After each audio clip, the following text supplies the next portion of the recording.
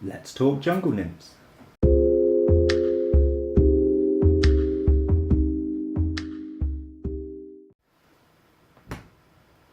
Hello and welcome to another episode of Bug Realms.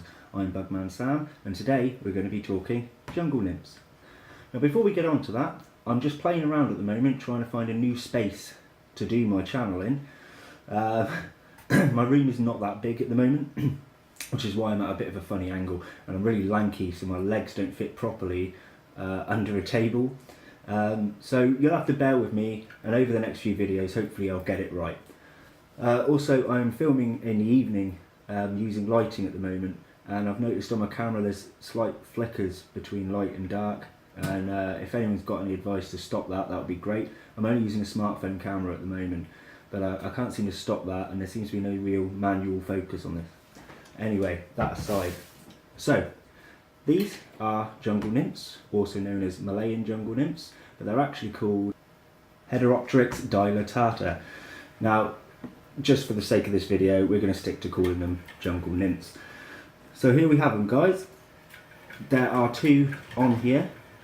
This brown one here is a sub-adult male, and the green one here is a mature adult female. So what are they? Well, jungle nymphs are phasmids, or commonly known as stick insects. Now, they actually hold the record, as far as I'm aware, for the heaviest stick insect in the world, and although they are not the heaviest insect in total, they are, I think, within the top 5 or top 10 heaviest insects in the world. So, let's have a look at the differences between the two. Now, we'll try and start with the male here. For anyone that's kept these, you'll probably know why I want to start with the male. So, I'm going to try and get him off for you guys now. Bear with me.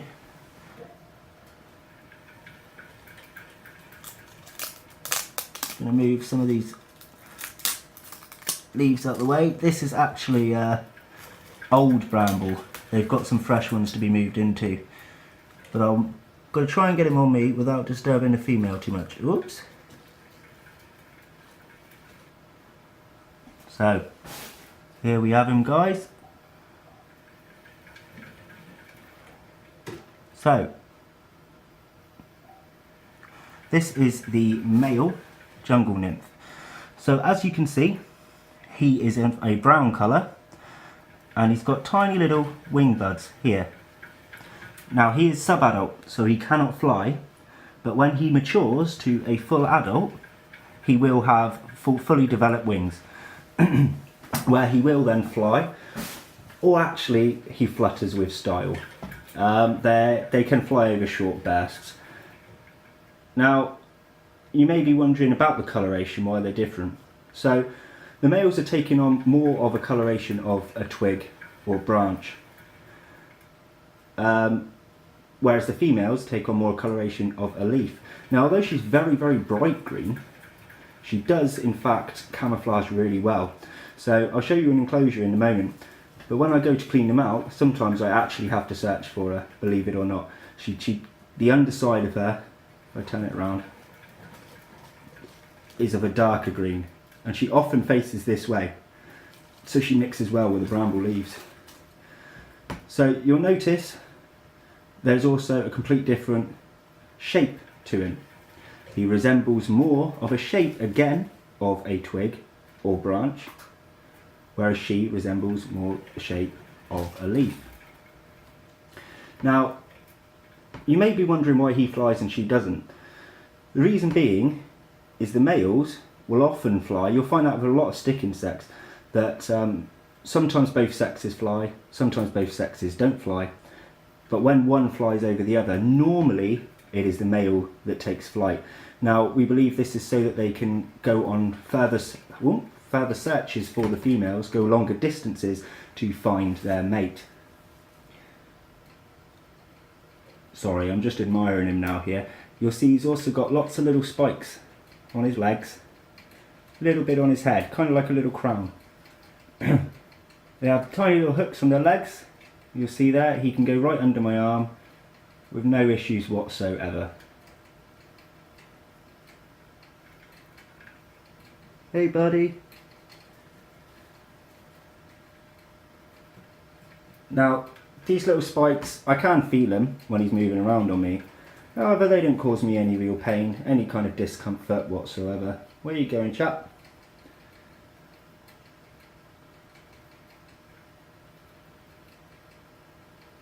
Now what we'll do, we'll get to the more interesting female.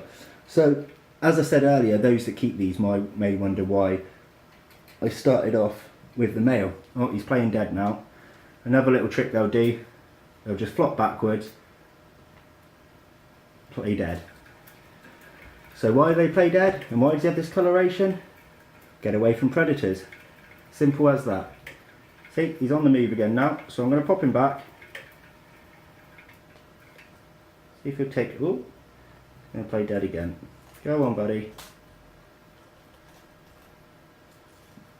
There we have it. Now back to what I was originally saying.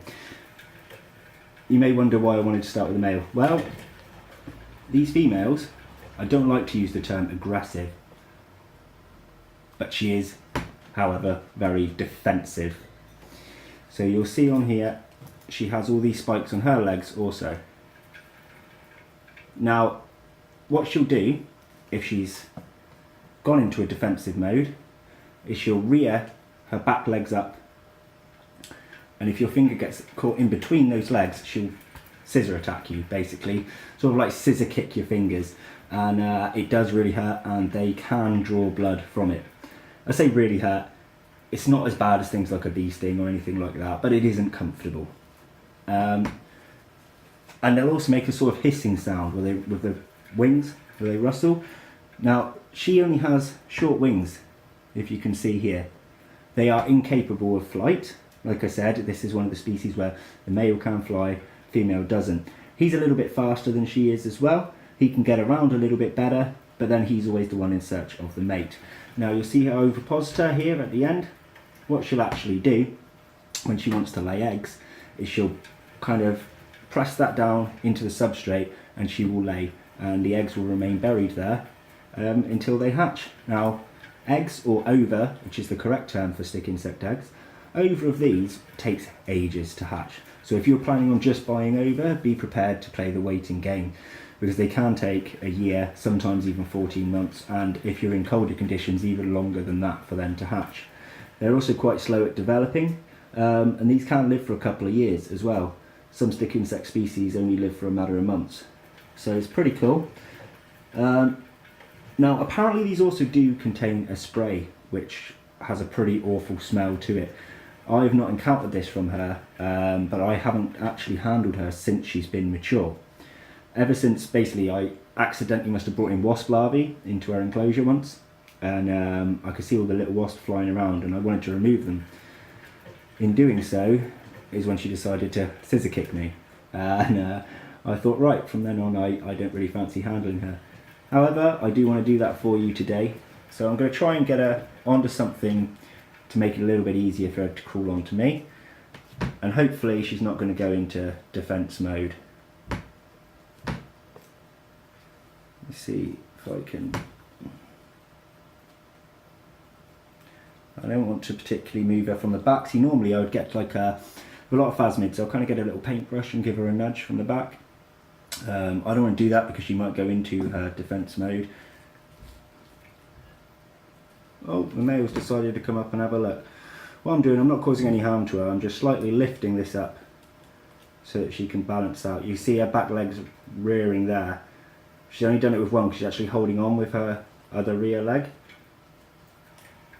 But maybe when she's put down flat, you might see what I mean. Little man's come along for the ride as well. Probably wondering why we're messing with his girlfriend. Now she's hooked her leg quite well onto that bit of bramble there.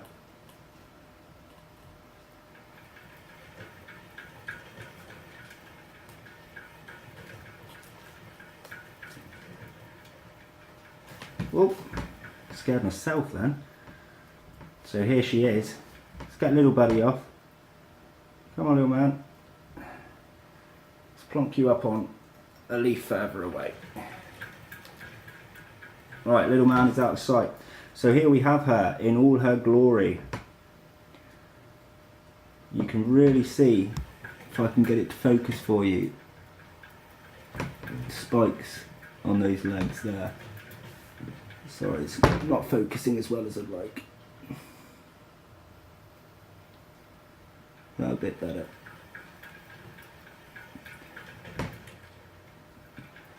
And you can truly see the size of her. Look, let me put her up to my face. Up to my hand. Absolutely massive. Now let's see if we can get her to come on to me.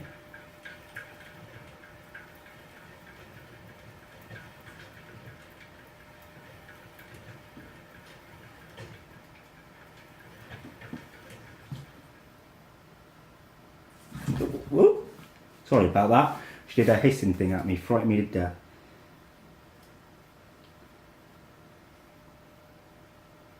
Yeah, look at that. That's better, isn't it? So here she is.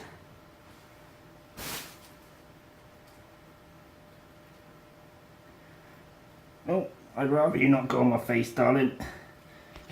I'm just going to hold this here so you can see.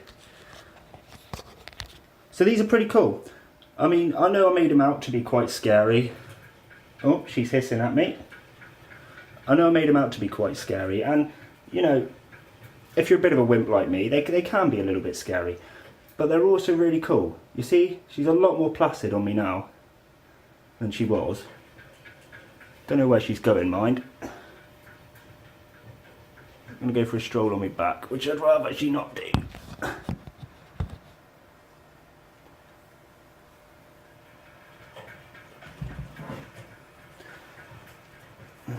Let's see if I can get her to go onto the wood. Got myself in a bit of a pickle now. Oh, if she's going to go downwards, she can go where she likes. Just rather she don't go on my face. Gonna use the camera now, guys, to see where she is. There she is.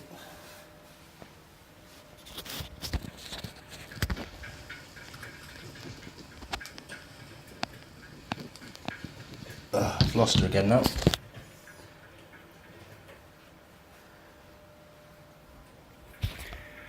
Sorry guys, this is my only way of seeing where she's actually going. But yeah, awesome pets to have, absolutely awesome. So as soon as I get her off me, we'll talk about the enclosure.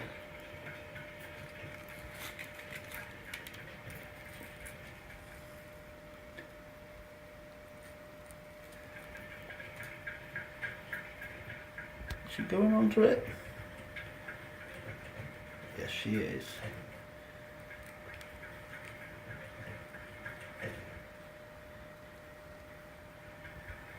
Ah, got her off. Happy days. So, we'll have one more little glance at her. Absolutely stunning species. Oh, just trying to get on me again. Get off. Right, I'm going to plonk this down, let her make her own way to her bramble. They will generally go to where the food plant is, as you can see here. You'll have to excuse my camera skills today, guys. I've kind of been a little bit all over the place with it. So, males generally get to around about 10 centimetres in length when they're fully mature. The females can get to around roughly 15 centimetres in length, which is pretty hefty for a stick insect.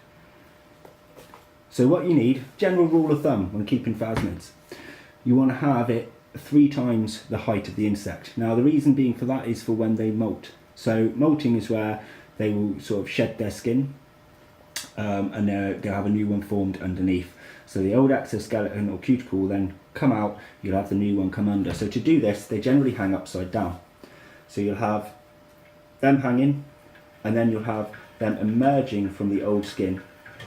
So you'll have one bitch, which is them, and then it comes them coming through the old skin, and they need enough space there to not be hitting the bottom, not be hitting other branches and things. Yeah, so you could risk a mismolt or a deformity in some way. So if they're shedding coming through their old skin upside down, and they hit a branch, they hit the bottom, they could then curve in and buckle. Also with these, where I told you about the fact that she'll use her back legs for defence. Now, if she is freshly molted, they're softer skinned, which is why they can kind of become deformed by pressing against another branch or whatever. If she were to scissor kick you, as it were, when she's freshly molted, she could buckle her legs completely and lose all use of them. So anytime you have a phasmid due a molt, leave it to do so. Don't handle it again for a day or two to make sure that they're perfectly fine and they've hardened again. Now, she molted ages ago, so she's absolutely fine. Now, we keep going off subject about the enclosure. So what I said is 3 times their height, right? So if, say she's got 15 centimetres, you want 45 centimetres in height. So I have an enclosure here. This is her temporary enclosure. So we have 45 centimetres in height. You're then going to have twice the length in width, and then preferably in depth too, though it won't matter quite as much for depth. So we've got 30 centimetre there. My depth isn't quite 30 centimetres, I think it's about 26, 27. Ideally I'd want a 45, 30, 30, or even better would be to a 45, 45, 45, or bigger. Now, because I'm only keeping a single pair in here, it's generally okay. I've only got this couple, I haven't got any more. When they have more, they'll have a new enclosure. So let's have a look inside. This was actually built by myself out of 2 separate other enclosures that were like viewing stations for small geckos and snakes. And I attached 2 of them, if you can see here. So we had one, this was the other one. I've got 4 vents coming in there. And then inside, it's got a glass panel so I can see. I have the bramble sitting on here, branching up as high as I can. Now this is a soil-based substrate that I keep in there for when she's mated and she's laying, that she can stick her ovipositor inside there and lay the ova. I've also got, with this particular enclosure, a side viewing panel so I can see. And then if you want to make it even better, inside the very top on the roof part, attach some sort of mesh, excuse me, some sort of mesh or netting for them to grip hold of so that they can molt from the very, very top. But mine have been doing fine without that because I've had the branches hitting the very top with a space down this side. So they've often shed from there. And as I said, the male sub-adult, he's only got 1 more to go. She will not need this anymore because she is fully mature. So I hope you enjoyed the video. I hope you like seeing my jungle nymphs. I will be putting the scientific name in the description for you in case I pronounced it completely wrong. So I think that's going to be it from me today, guys. I hope you enjoyed seeing my jungle nymphs. I do have various other stick insects that I can show you over time.